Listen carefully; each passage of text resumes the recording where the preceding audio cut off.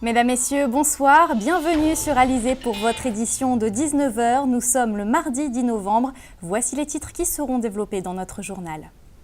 Le projet du centre d'imagerie moléculaire Cyclotron se concrétise. Les travaux débuteront en janvier 2016 pour une mise en service au premier trimestre 2017. Les soldes se sont terminés la semaine dernière en Guadeloupe. Bilan demi-teinte pour les commerçants pointois. À quelques jours de l'arrivée des premiers skippers de la Mini Transat, tout est fait pour les accueillir en héros. Le journal Aurélie Ronze. Il devrait donc être opérationnel en 2017. Visite de chantier cet après-midi pour évoquer l'avancement du projet Cyclotron. Il sera implanté au parc d'activités La Providence aux Abîmes. Tous les acteurs du projet étaient présents. Les travaux devraient démarrer dans les prochains mois. Le reportage de Muriel Barlagne. Un cyclotron, un laboratoire de synthèse et une caméra TEPSCAN réunis en un même lieu, ce sera le CIMGUA, le centre d'imagerie moléculaire de la Guadeloupe.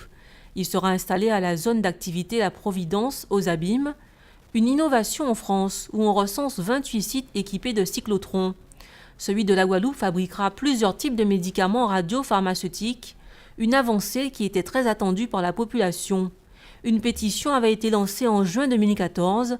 C'est elle qui a aidé à activer le projet.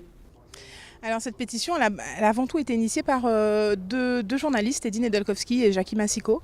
Je me suis jointe à eux assez rapidement puisque l'année dernière j'étais moi-même en traitement pour un cancer et je me suis retrouvée donc à faire signer cette pétition avec tous les nombreux militants qui nous ont rejoints dans les semaines qui ont suivi à travers toute la Guadeloupe et à ce jour on a recueilli 25 263 signatures. Un an de réflexion et de démarche plus tard, le CIMGUA s'apprête à sortir de terre. Les marchés ont été attribués, les permis de construire seront bientôt déposés, la première pierre doit être posée en janvier 2016. C'est le groupement d'intérêt public Cyclotron Guadeloupe CIMGUA qui en aura la gestion. Alors on n'a pas le coût final, mais c'est vrai que l'enveloppe qui était annoncée par la région Guadeloupe à travers la SEM, c'était 8 millions d'euros. Et c'est vrai que les marchés qui ont été attribués laissent penser que nous arriverons un peu à ce coût, peut-être un petit peu moins, mais un projet qui est aux alentours de 8 millions d'euros. Si le calendrier du projet est respecté, le CIMGUA sera mis en service au premier trimestre 2017.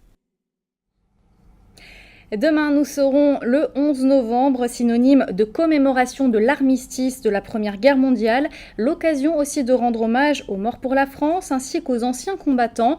Un devoir de mémoire nécessaire pour le Guadeloupéen Edmond Saint-Silly qui a combattu lors de la Seconde Guerre mondiale. Son portrait est signé Karine Gielman. J'ai débarqué pas en Provence, mais dans le sud de la France, après avoir passé un séjour en Algérie. Et j'avais 22 ans. J'étais un type sur la Côte d'Azur. Et puis après, je suis parti au front. Edmond Saint-Silly, 92 ans, ancien combattant, non pas de la Première Guerre, mais de la Deuxième Guerre mondiale. De la Première Guerre, il n'y a plus de combattants vivants. Pour Edmond, la commémoration du 11 novembre doit pourtant se poursuivre. Toutes les guerres méritent d'être honorées et comment dirais-je, fêtées, peut-être pas fêtées, mais inaugurées. Pourquoi ? Parce que c'est quelque chose de très important. C'est très important parce que si on ne souhaite pas qu'il y ait d'autres guerres, mieux vaut inaugurer celles qui sont passées. Parce qu'autrement, on oubliera toutes les autres et alors ce sera toujours une nouvelle guerre. Un devoir de mémoire donc pour les générations futures. À la sortie de la Première Guerre, ils avaient tous clamé « plus jamais ça ». Les présidents, ils ne font pas leur métier convenablement. Parce que c'est pourquoi il y a toujours des révoltes, toujours des rébellions, parce qu'ils n'exercent pas vraiment pour essayer d'aider et de satisfaire tout le monde. Moi, je dis que ce sera peut-être une guerre de religion qui va se faire. Parce qu'on avait dit plus jamais ça, mais ils ne font rien pour éviter ça. Et surtout, tant que l'Europe ne sera pas unie, comme les États-Unis par exemple, une Europe unie, j'ai l'impression que ça va recommencer. La Légion d'honneur, la médaille militaire, l'Atlas du mérite, une croix de guerre et une autre croix de guerre encore là. 2 croix de guerre. Edmond ne regrette rien de sa vie de combattant. Servir son pays a été un honneur. La suppression du service militaire aurait d'ailleurs été pour lui une erreur. Et moi je dis que c'est dommage qu'ils ont supprimé le service militaire obligatoire. Parce que le service militaire obligatoire, c'était faire des hommes. Hormis une gerbe de fleurs au pied du monument aux soldats, les festivités habituellement organisées ne le seront pas dans certaines communes de Guadeloupe. Une commémoration à nos anciens combattants qui se perd au fil des ans. Et demain, des cérémonies du 11 novembre auront tout de même lieu à 11h à Basse-Terre, 8h30 à Pointe-à-Pitre ou encore 9h à Petit-Bourg. Au chapitre économie, les soldes se sont terminés vendredi dernier en Guadeloupe après 6 semaines de rabais. Est-ce que les commerçants ont réussi à tirer leur épingle du jeu? Anne-Elisabeth Artsen est allée le vérifier dans le centre-ville de Pointe-à-Pitre. Pour Marie-Ange, vendeuse dans un magasin de chaussures situé rue Frébeau, l'une des rues les plus commerçantes de la cité pointoise, la période des soldes est très mitigée. Pour moi, et je pense que ce serait pareil pour tous les commerçants, la période des soldes est trop longue. 1 mois et demi, c'est trop. Parce qu'on a la vente seulement, disons, moi je mets en gros, sous ces 1 mois et demi, 1 semaine. Et cette semaine, c'est la semaine des allocs. Et le 6, le 7, quand les allocations arrivent, c'est bon. Après, c'est fini. Et les clients en ont marre, ils veulent des nouveaux modèles. On fait de gros efforts sur les soldes. Mais malgré ça, ça reste là, ça dort. Ils essayent, mais ils n'achètent pas, faute d'argent. Il faut bien étudier la date des soldes. Pas tout de suite après la rentrée et pas tout de suite après les fêtes de fin d'année non plus. Même bilan pour la responsable d'un magasin de vêtements de Pointe-à-Pitre qui évoque la crise comme l'une des principales raisons. Elle a vu son chiffre d'affaires diminuer par rapport aux années précédentes. Eh bien, cette période de solde, ça n'a pas trop fonctionné cette année. Il n'y avait pas beaucoup de clients. C'est dû peut-être à la crise et puis au manque de place, de parking à Pointe-à-Pitre. Les gens, enfin les clients en général, maintenant ils préfèrent aller dans les centres commerciaux. C'est plus pratique, je pense. Et de plus en plus, je pense que ça sera pareil. Cependant, certains commerces tirent leur épingle du jeu. C'est le cas de Thomas, vendeur dans une boutique de prêt-à-porter située non loin du marché aux épices. Alors les soldes cette année, de mon côté, ça a été dans l'ensemble. C'était un petit peu moins bien que l'année dernière. Mais moi, je trouvais que c'était bien, dans le sens que ça nous a permis d'écouler les anciennes collections, puisqu'on reçoit généralement en fin d'année. Mais il y a eu quand même assez de passages. C'est vrai que le milieu de mois a été un peu difficile, mais sinon, dans l'ensemble, c'était correct. La crise, une période de solde située entre la rentrée et les fêtes de fin d'année, autant de pistes qui justifient cette année un bilan plus ou moins bénéfique pour les commerçants pointois au cours de ces 6 semaines. Et prochaine date des soldes en Guadeloupe, ce sera le 2 janvier 2016. On va continuer à parler d'argent et plus précisément de l'argent des communes. Il y a quelques semaines, un rapport de la Cour régionale des comptes pointait du doigt les situations financières de plusieurs villes guadeloupéennes. On fait tout de suite le point avec Karine Gielman. Un tiers des communes guadeloupéennes sont en plan de redressement et les 3/4 en situation difficile une fois qu'elles ont payé leurs charges de fonctionnement et remboursé leurs emprunts. Pratiquement toutes les charges de fonctionnement sont concernées. Quelquefois des charges de fonctionnement qui sont étonnamment élevées pour des questions de télécommunications, dont on voit des budgets incroyablement élevés, de carburant, alors des budgets ou les subventions quelquefois qui sont aussi très élevées, pas vraiment en rapport avec les ressources de la commune, et des charges aussi, alors il est vrai de représentation parfois très élevées. On a vu dans la presse qu'un grand nombre de personnes s'étaient déplacées pour le congrès des maires, tout cela a un coût. Et je ne suis pas sûr que cela soit indispensable à des communes qui sont en situation de grave déficit. Il faudrait ajuster le train de vie aux moyens disponibles. Les charges de personnel pèsent aussi souvent très lourd, c'est exact. En effet, si les coûts de fonctionnement sont trop élevés, notamment les frais de gestion du personnel, cela diminue d'autant leur capacité d'investissement dans l'équipement et leur modernisation.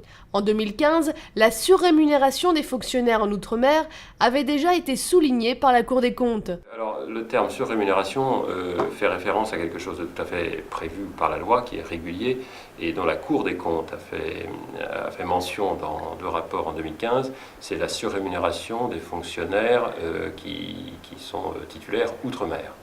Et donc c'est une surrémunération indiciaire de 40% de l'indice. 40%, je parle des Antilles et de la Guyane. Dans d'autres régions d'outre-mer, le montant peut être différent.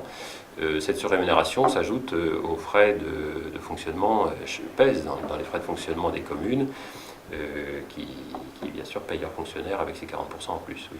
En plus du rééquilibrage de leurs comptes, les communes doivent prendre en compte la baisse annoncée des dotations par l'État aux communes au niveau national. En cause, il faut désendetter l'État et donc réduire les dépenses de fonctionnement.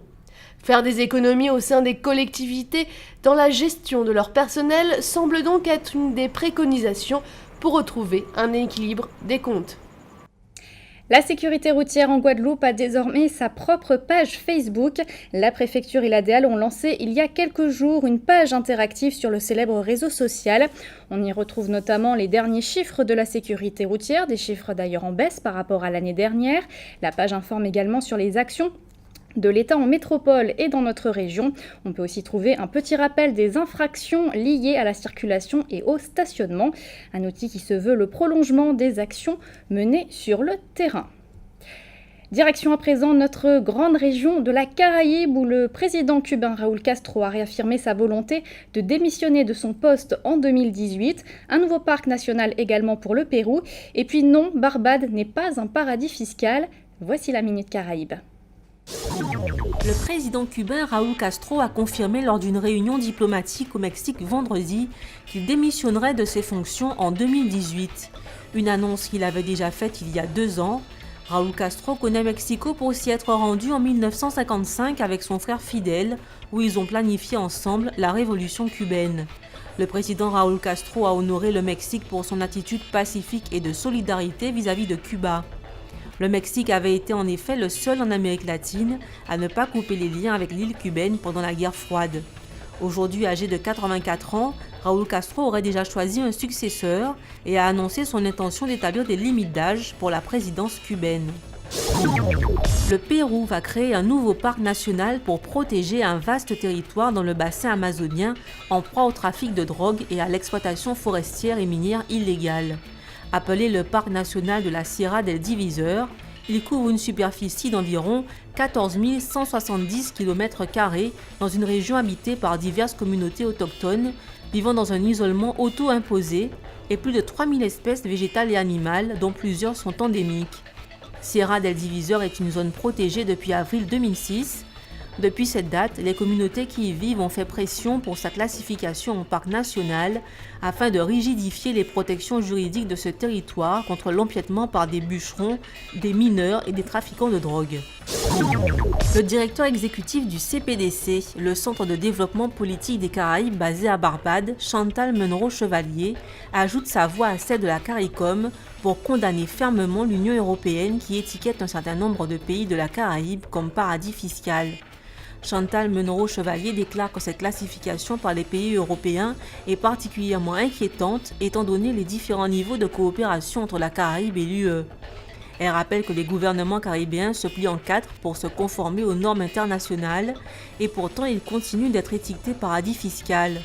Le directeur du CPDC avance même que si l'on croyait à la théorie du complot, on pourrait croire que le système est mis en place pour veiller à ce que les pays en développement, comme ceux de la Caraïbe, restent en permanence sous domination de l'économie mondiale.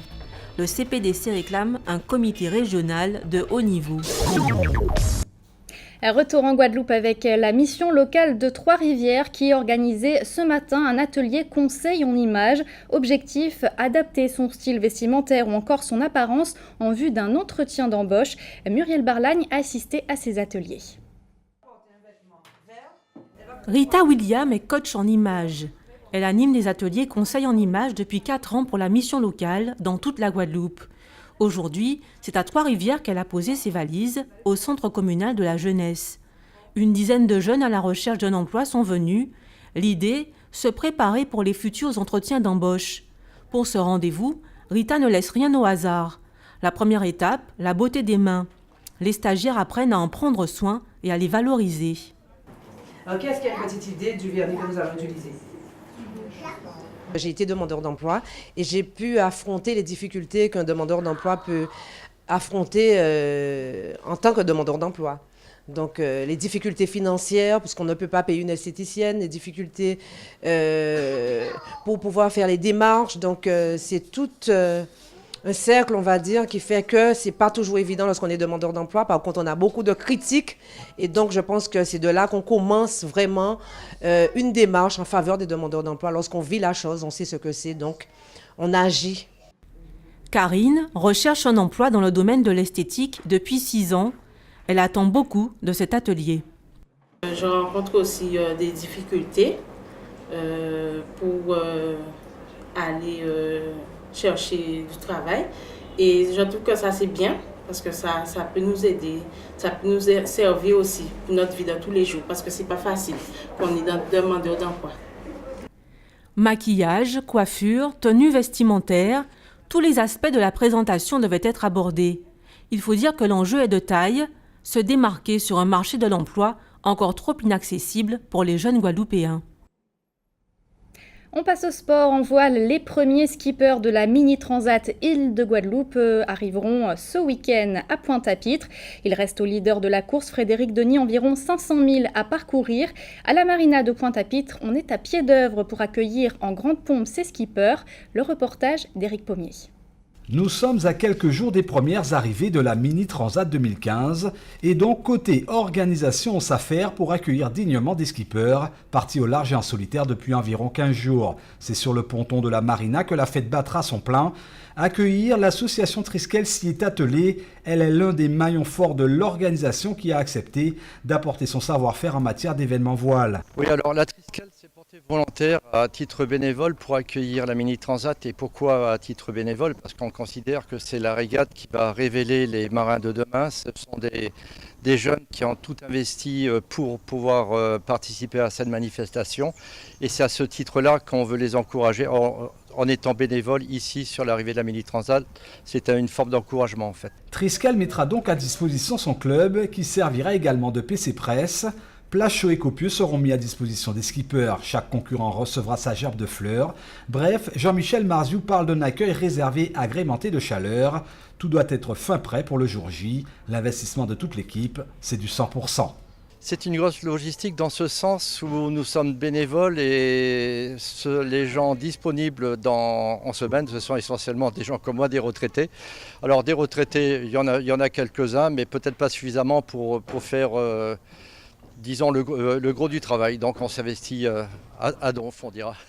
À Donf, comme tous les skippers qui aujourd'hui à quelques milles nautiques de Pointe-à-Pitre, port d'arrivée, n'ont qu'une seule idée en tête, gagner la ligne d'arrivée en leader. Privilège pour l'heure qui devrait être accordé à un certain Frédéric Denis en tête de flotte, mais vous diront les légendes de cette Mini Transat, en voile, tout peut arriver. En attendant, l'organisation est sur le pied de guerre, au diable les heures supplémentaires, la Mini Transat est avant tout une affaire de passion. C'est l'envie de servir un milieu de la voile qui est quand même un milieu extraordinaire. C'est un milieu de courage, c'est un milieu de volonté, c'est un milieu de travail et c'est un peu une reconnaissance à la voile. Tout est dit, reste plus qu'à attendre les héros de l'Atlantique, probablement dès jeudi. L'organisation se dit prête quoi qu'il en soit et qu'importe les horaires d'arrivée. Et puis des nouvelles du seul Guadeloupéen en lice, Carl Chipotel. Il était 23e de la course lors du dernier pointoage. Toujours en voile, notez que le premier skipper de la Transat, Jacques Vabre, lui, devrait arriver demain matin au Brésil. Avant de se quitter, un mot de votre météo pour demain matin. Le temps sera au beau fixe avec du soleil accompagné d'un léger voile nuageux. Les températures, elles seront comprises entre 26 et 28 degrés.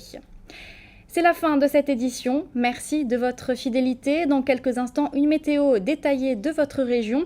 Puis ce sera le journal de TF1 pour toute votre actualité nationale et internationale, suivi des pronostics hippiques de Prévert-Mayengo. Pour votre soirée sur Alizé, ce sera un épisode de Joséphine Ange Gardien. Pour ma part, je vous donne rendez-vous demain à 12h30 pour toute votre actualité locale et régionale. Actualité d'ailleurs qui continue sur notre site, le www.alizé.com. Je vous souhaite une excellente soirée sur Alizé.